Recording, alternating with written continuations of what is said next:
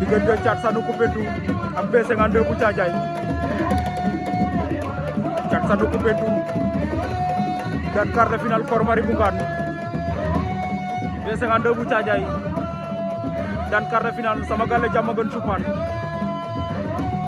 Waaw ku ci daan da ngay fekk ñu Doudou Sané Boyar final. Ndeysaan Thiat Sanou Koupentoum B52 Thiadiaye moo ñu woon ginnaaw yor ngeen mënu ñuul li daw na jël ko ko dafa sori B52 jël na tànk Thiat bu Sanou daf koy daanam déet nooju na ko rëpp na 4 appuis war na ko ndombo ndax 4 appuis amul foofu Doudou Sané wala Thiat Sanou bu Koupentoum ak B52 bu Thiadiaye. Ndeysaan Thiat Sanou war na ko ndombo moo ngi koy bëy Thiat Sanou Koupentoum B52 Thiat Sanou B52 ndeysaan ndax final ba Koupentoum lay jëm wala Thiadiaye kan moo ci fekk Doudou Sané Boyar. waaw Thiataan sa ndigg la ba tey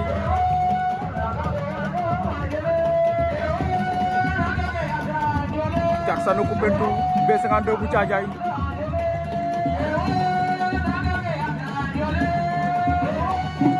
penalty lamb la daf koy dugalam déet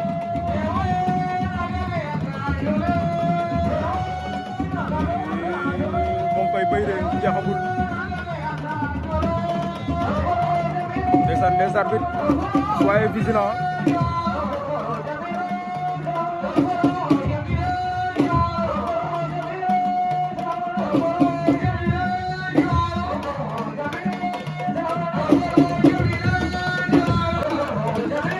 B52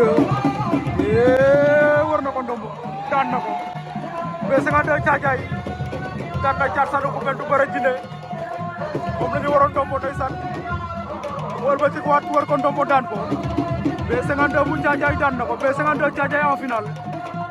waaw da nga am occasion exploité woo ko mu am ko exploité ko mu jeex.